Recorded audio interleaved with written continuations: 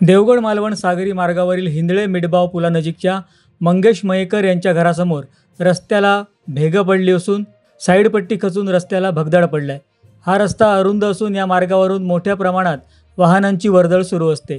रस्त्याला साईडपट्टी देखील नसल्यानं वाहतुकीसाठी हा मार्ग धोकादायक बनलाय। संबंधित प्रशासनानं याची दखल घेऊन संरक्षण कठडा बांधणं आवश्यक आहे। रस्ता देखील अरुंद असल्यानं या रस्त्याला खड्डे देखील पडले आहेत। एकाच वेळी 2 वाहनं जाऊ शकत नाही, त्यामुळे वाहन चालकांना जीव मुठीत घेऊन गाड्या चालवाव्या लागत आहेत। अवजड वाहनांची देखील वाहतूक होत असल्यानं हा मार्ग वाहतुकीसाठी धोकादायक बनलाय। तसंच कोणत्याही प्रकारची जीवितहानी होण्यापूर्वी प्रशासनानं याची दखल घेऊन गणेशोत्सवापूर्वी संरक्षण कठडा बांधावा अशी मागणी हिंदळे सरपंच मकरंद शिंदे यांनी केली आहे।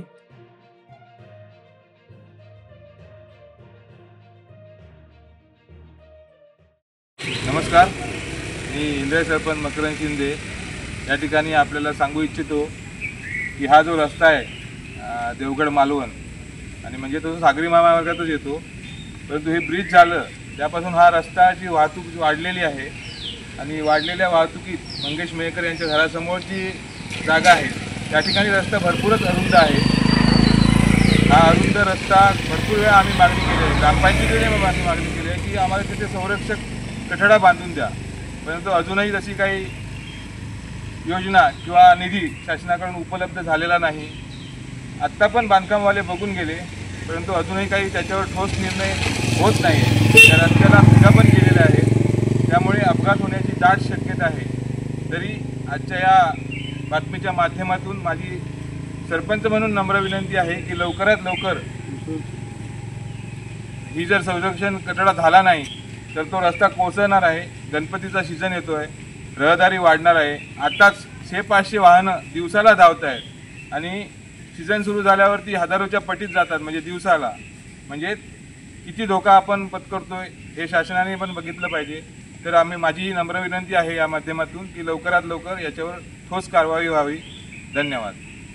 माझं नाव मंगेश सुधाकर मयेकर, हिंदळे गावचा मी रहिवासी आहे आणि हा जो आता सरपंचाने तुमच्याकडे विषय मांडला की हा जो मुख्य सागरी महामार्ग आहे हिंदळेच्या दिशेने जो जातो आचरा देवगड रस्ता, हा रस्ता अस्तित्वात येण्यापूर्वी इकडे पहिली खाडी होती आणि पूर्वी जी वाहतूक होत होती माणसांची ये जा जी होती ती होडीने होत होती।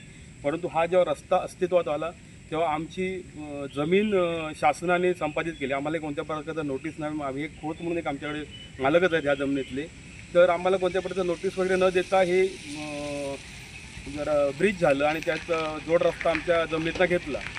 त्याचा अद्याप आम्हाला 1 रुपया मोबदलाही मिळाला नाही आहे आणि विकासाच्या नावाखाली आम्हाला शेतकऱ्यांना भकास करून सोडलं की हे ब्रिज झालं, विकास झाला, ठीक आहे, चांगलं आहे, जमिनीचे पैसे नाही मिळाले, ठीक आहे, ते पण चांगलं आहे, पण जेव्हा ब्रिज झाला त्याच्या ब्रिज खालची जी माती आहे ना ती न काढता जेव्हा तो भराव घातलेला होता नदीला तो न काढता तसाच फक्त JCBने फोडून टाकला। त्यामुळे काय आलं की आमच्या उर्वरित जमिनीमध्ये खारं पाणी भरलं आणि ती जमीन आमची चांगली सुपीक जमीन 12 महिन्याची शेतीची जमीन ही फुकट गेली आणि ते आमचं नुकसान झालं तर झालं।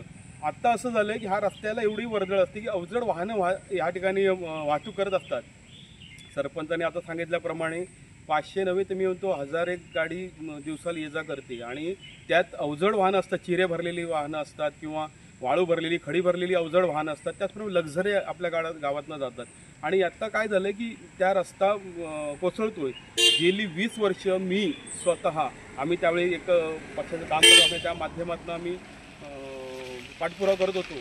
त्यावेळेला तुम्हाला सांगतो की राजाराम राणे सभापती होते, त्यानंतर प्रियंका साळस्कर मॅडम सभापती होत्या, यांच्या माध्यमातून वारंवार PWDकडे आम्ही जात होतो, त्यांचा पाठपुरावा करत होतो, परंतु अद्याप आमच्याकडे काही लक्ष दिलं नाही। त्यानंतर बाप्पा फाटक जिल्हा परिषदेचे बांधकाम सभापती झाले, त्यांच्याही माध्यमातून आम्ही सातत्याने पाठपुरावा केला की काहीतरी होईल, काहीतरी रस्त्याची डागडुजी होईल, काहीतरी इथे होईल, की रस्त्यातनं अपघात होतात ते होतातच, परंतु खाली आम्ही राहत असल्यामुळे आमच्या जीविताला या ठिकाणी धोका निर्माण झालेला आहे। आमची वाहनं खाली असतात। यापूर्वी आमच्याच गावातले 2 मोटरसायकल स्वार माझ्या अंगणात येऊन पडले वरनं, त्यांची अक्षरशः गंभीर अवस्था झाली, त्यांना तसंच उचलून मुंबईपर्यंत घेऊन जावं लागलं आणि त्यांना बरेच ऑपरेशन वगैरे लाखो रुपयाचा खर्च आला। आणि हे ठम्म जे सरकार आहे आजपर्यंत जे चालत आलं की एवढं का दुर्लक्ष करतं मला काय माहिती नाही, की कोणतरी ते मरणार, ती जीवितहानी कोणाची होणार आणि मगच त्यांना जाग येणार की काय कायम जसं आजपर्यंत होतं तसं होणार की काय अशी परिस्थिती निर्माण आहे. त्यामुळे तुमच्या माध्यमातून मी या ठिकाणी शासनाला विनंती करतोय हे सरपंचांच्या समोर की कृपया वाहनांचा होणारे अपघात टाळाच, पण त्याबरोबर आमच्या ज्या जीविताला आज धोका निर्माण झाला आहे त्यासाठी शासनाने त्वरित काहीतरी उपाययोजना, आता ते संरक्षक भिंत होईल तेव्हा होईल, पण आत्ता तिथे अशी अवस्था झाली तुम्ही पाहिलात की रस्त्याला भेग गेलेली आहे. त्याच्यामुळे ती कधी कोसळू शकतो. पावसाचा सीझन आहे, अवजड वाहने वाहत आहेत तिथे, त्याच्यामुळे गणपतीच्या सीझनपुरती पूर्वी तरी त्याची इथे डागडुजी होणं फार महत्त्वाचं आहे आणि जीव वाचवणंही फार महत्त्वाचं आहे असं मला वाटते. धन्यवाद.